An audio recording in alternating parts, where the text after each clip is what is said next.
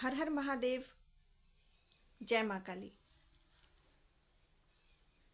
अध्यात्म, अध्यात्म से क्यों जुड़े, ये किसी ने प्रश्न पूछा है कि माँ, अध्यात्म से हम किस लिए जुड़ते हैं और अध्यात्म से हमें क्या लाभ होता है।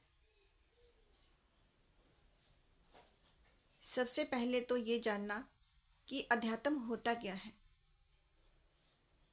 अध्यात्म का अर्थ है अपनी आत्मा का साक्षात्कार करना, अपने अंतर मन को जानना, अपना ही गहन चिंतन करना, अपने ही आंतरिक दुनिया की खोज करना, ये अध्यात्म है। अध्यात्म में जाने के लिए हम बहुत सारे तरीके अपना लेते हैं, अपनाते भी हैं। योग है, प्राणायाम है, प्रार्थनाएं हैं। योग के जरिए भी हम अध्यात्म से जुड़ते हैं, प्राणायाम करके भी हम अध्यात्म से जुड़ते हैं।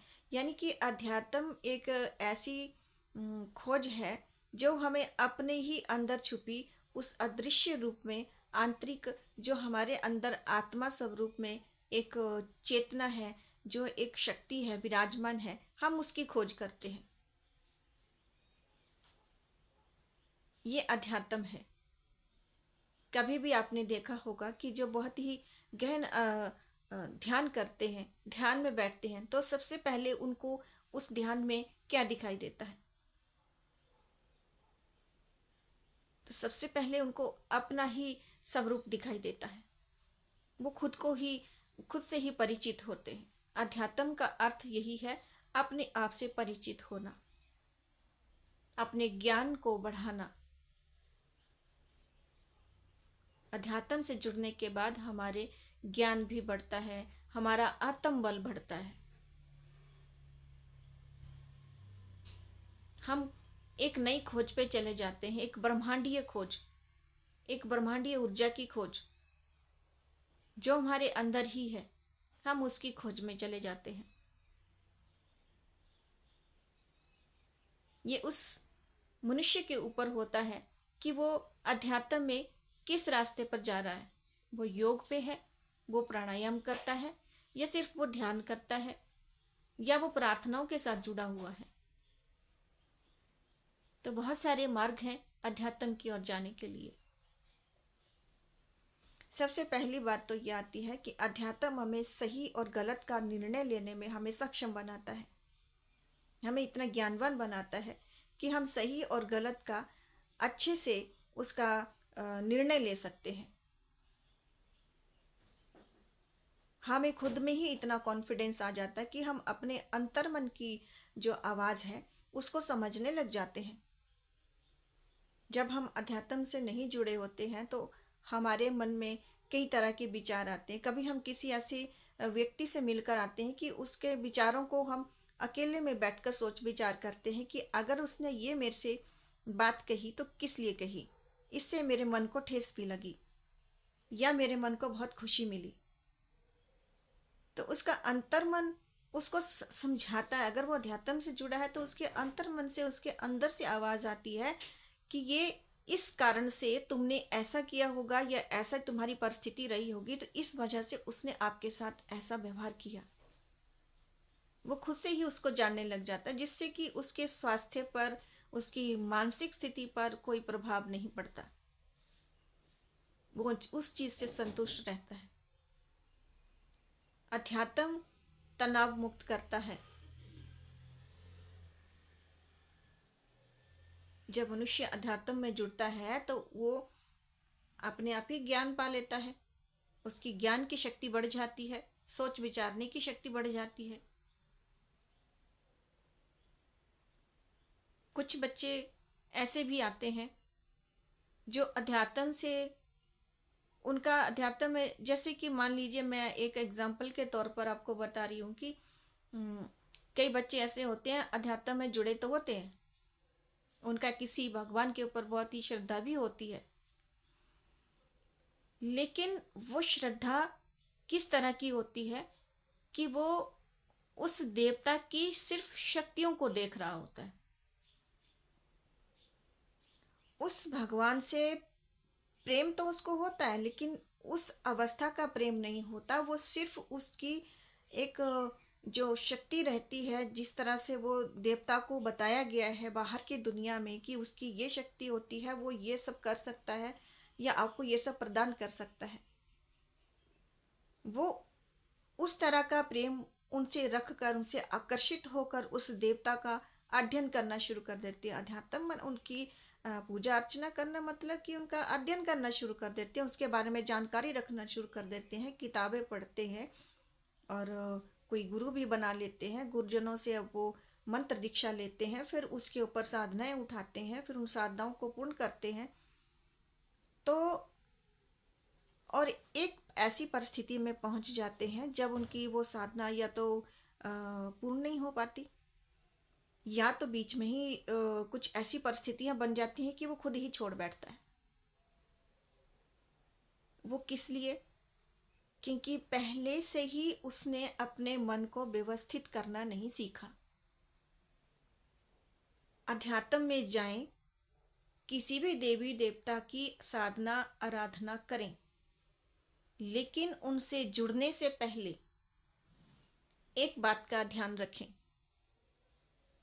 किसी भी देवी देवता के साथ जुड़ने का मतलब होता है आप उनके बारे में सही से पहले जान लें कि आप उनके चरणों का ध्यान लगा पाते हैं, क्या मन से आप उनसे जुड़े हैं। अगर हम करें टेलीपैथी की बात, तो वो सब जगह ही लागू होती है। अगर आप किसी देवता से जुड़ने जा रहे हैं और मन में भाव रखा है कि मुझे इस देवी को पाना है या भगवान को पाना ही पाना है, श्री कृष्ण के चरणों में मुझे मतलब पूर्ण तरह से समर्पित हो जाना है, तो वो समर्पण की भावना भी अंदर होनी चाहिए। शब्दों से कहने मात्र से वो भावना आपके अंदर नहीं आ जाती, उनसे जुड़ना पड़ता है अंतर मन से, अपनी आत्मा से। तो अध्यात्म की जो एक कहते हैं कि एक लेवल होता है, जब उसमें इंसान इतना उस स्थिति में बह जाता है, वो ऐसी स्थिति में चला जाता है कि सिर्फ सिर्फ उसको उनके चरणों में ही रहना है। बस मुझे वही चाहिए तो वही चाहिए, दुनिया इधर की उधर हो जाए, लेकिन वो अपने उस प्रेम को उससे अलग नहीं कर पाता है। जब ऐसी परिस्थिति एक साधक की हो जाती है, तो समझ लीजिए अध्यात्म के रास्ते पर वो बहुत ही ऊपर चला गया है।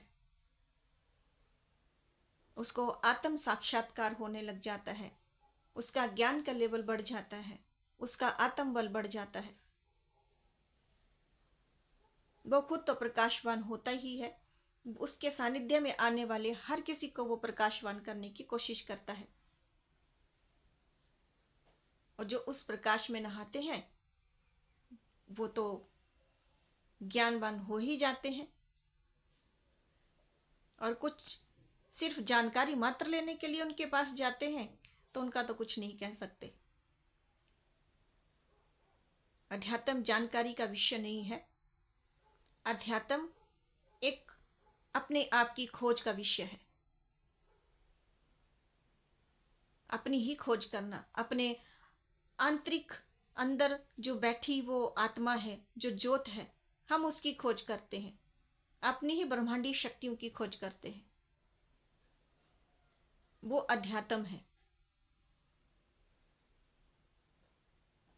और वहां तक जाने के लिए हमें किसी गुरु का मार्गदर्शन लेना जरूरी होता है, क्योंकि कभी कभी परिस्थितियां ऐसी आ जाती हैं कि हम बहुत ही गहरे उस चीज़ में उतर जाते हैं कि हमें समझ में नहीं आता कि अब ये परिस्थिति जो हमारे साथ चल रही है, मानसिक स्थिति जो हमारे साथ ये चल रही है, इससे हम कैसे बाहर आए। कि हमें नहीं समझ में आ रहा कि ये जो अनुभव हमारे साथ हो रहे हैं ये किस लिए हो रहे हैं, हमें क्या संकेत दिया जा रहा है। फिर वो उन चीज़ों में ही उलझना शुरू हो जाता है। तो गुरु ही उसका मार्गदर्शन करते हैं। गुरु सिर्फ मार्गदर्शन दे सकते हैं। चलना उस साधक को खुद को पड़ता है। चलना तो उसको खुद पड़ेगा। और अध्यात्म का रास्ता कोई ऐसा नहीं कि आज आप अध्यात्म का रास्ता खोजा आपने और कल आप ध्यान करने बैठ गए और परसों आपको अपना ज्ञान हो गया। ये बहुत ही धीरे धीरे धीरे धीरे धीमी चाल से चलेगा।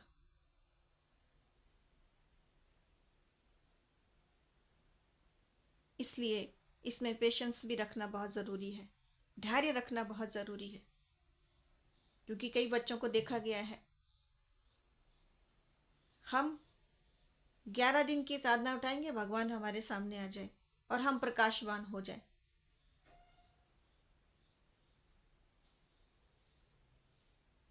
इस तरह से कुछ नहीं होता है। समझने की बात सिर्फ इतनी सी है कि अध्यात्म में अगर आप जुड़ रहे हैं तो आप अध्यात्म में किसी देवता या देवी, वो एक अलग चीज़ है, उनकी आप साधना कर रहे हैं। लेकिन जब आप ध्यान लगा रहे हैं तो आप खुद के ही अंतर मन में, अपने ही भीतर में, उस अंदर छुपी हुई उस आंतरिक शक्ति का आप गहन अध्ययन करना, उसको अध्यात्म कहते हैं। अपने आप से ही जुड़ना, अपने भीतर छुपी उस शक्ति को पहचानना, यही एक अध्यात्म की परिभाषा हो सकती है, जो मुझे जितना समझ में आया है।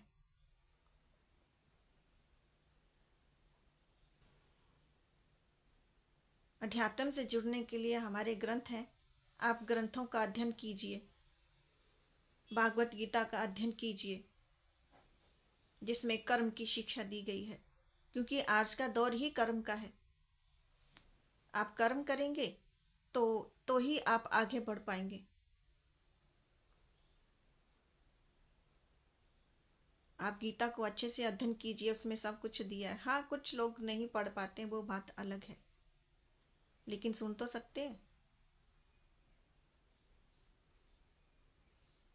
बहुत सी ऐसी हमारे पीछे ऐसे बहुत से गुरु रहे हैं, अध्यात्म के बहुत ही बड़े बड़े गुरु रहे हैं। योगानंद जी के जैसे गुरु हैं, जो जिनकी एक ऑटोबायोग्राफी भी है। अगर आप उसको पढ़ते हैं तो आपको उससे भी बहुत आत्मबल मिलता है।